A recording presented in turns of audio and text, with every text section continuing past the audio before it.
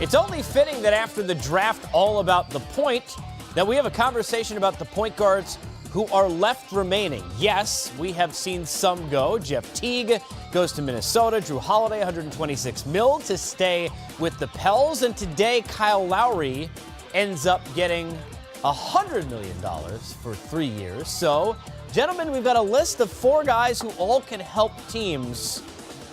Let me start here with George Hill, because yes, there are rumors that he could have had a $20 million a year, $80 million total deal to stay in Utah. Gordon Hayward is his guy. Maybe that helps Gordon get there, and you're a team that's going, yet he turns it down, and now the musical chairs are starting to leave him without chairs. Yeah, I think for George Hill, if that's true, the rumors out there, you'd love to see him, obviously take that deal because he had played so well and he fit so well in Utah, but we weren't there. But that's a lot of money to turn down, like you're saying now, is where can he find a place where he gets the money, Stu, able to play and be successful and win? I don't know where it's at for George Hill, but he's a fantastic player. He has great size. He's getting a little bit older. He's been injury prone, so it's going to be tough to find him a home at that number. Well, that's the thing, Stu, because the Knicks are clearly interested. They've talked about that. They tried to, according to reports, move Courtney Lee's deal to free up more money. They can only offer so much. So it's like a game of chicken, right? Because eventually, if some of the point guards go, then he'll really be stuck without a deal. Yeah, without question. And if you're the Knicks as well, you may be in a position where Derrick Rose all of a sudden starts to look a little bit more attractive than he did prior to free agent fever season.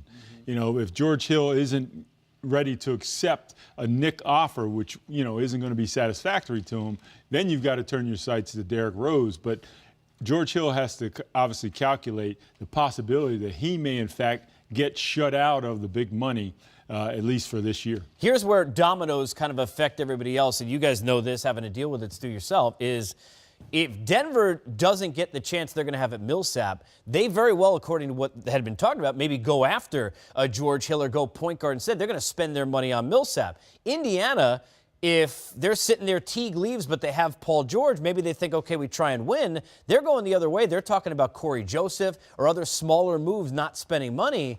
So now you're kind of sitting there without spots. Outside of New York, I don't even know where else he goes to start and play those kind of minutes. Clippers got a Beverly and a Rivers situation, not really anywhere for him to go. Yeah, and that's why, these decisions are crucial when you get an offer for an extension.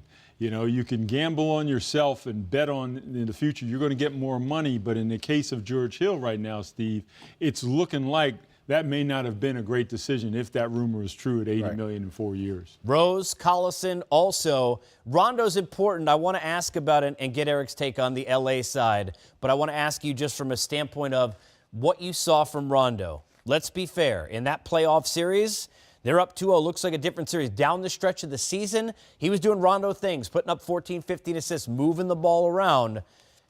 When you look at Rajon Rondo, does he become an attractive idea? Much cheaper than a lot of these other guys, and he could certainly facilitate with the basketball, Stu. There's, without question, I think, Rondo's history has been well documented in terms of, his performance and also some other incidents that have happened throughout his career. I think if you're a team, you have to ask yourself, can I absorb a Rajon Rondo? And very, very high basketball IQ, very, very intelligent individual, but can be a little bit eccentric, I think is probably the term in terms of being a teammate at times. I thought he was terrific in Chicago last year and performed really well, but I don't know if every team, like perhaps a young developing team, can absorb a player and personality like Rajon Rondo, but he may make sense as someone for a more veteran team that's, in the playoff push, perhaps, settling there. I look at the Clippers, and I would love to see him there. Reason why is, like you said, Stu, veteran team. He knows Doc. Doc knows him. He knows what he's getting. And then I think having a Patrick Beverly around, another guy that won't just back down. I think those two will play well with each other. Obviously they won't start with each other, but I think Rondo in Clipperland will be pretty good for him. They'll have to have conversations with Doc's family members to see how much time they're allowed to play. That's a whole other thing for another time. Let's go over here to not only our capologist and Eric Pincus, but Eric, you've been sitting there with the Lakers for years now. So let's talk about this, because a lot of people look at Rajon Rondo when they think about some of the things that have happened and said, well, mentor, maybe not. But if you're looking at a facilitator and that's where you want Lonzo Ball to be, Right. is Rondo, and I know the Lakers seem to be, according to reports, interested, is he a guy who maybe could help Lonzo Ball on the court? Well, I think this is about Rondo and what he wants to do with the rest of his career and maybe post-career. If he wants to get into coaching, I've had a good experience covering him.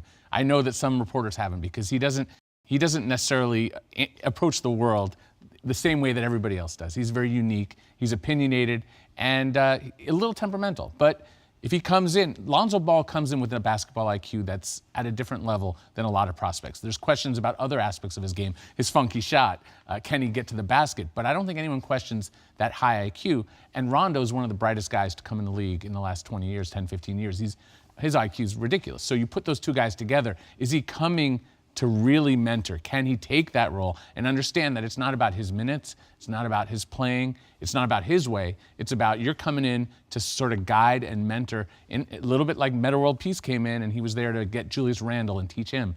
That's the role you are as the Lakers' backup point guard. If not, they go with Tyler Ennis, nice young player, hasn't really gotten a chance to shine, played pretty well for the Lakers after a trade from Houston. Rondo, I could see it, but he can't shoot. If you talk about Luke Walton's system, run and gun, shoot, I don't know how he fits that. Like, from a basketball point of view, I don't really get it, but from a mentorship perspective, I get it.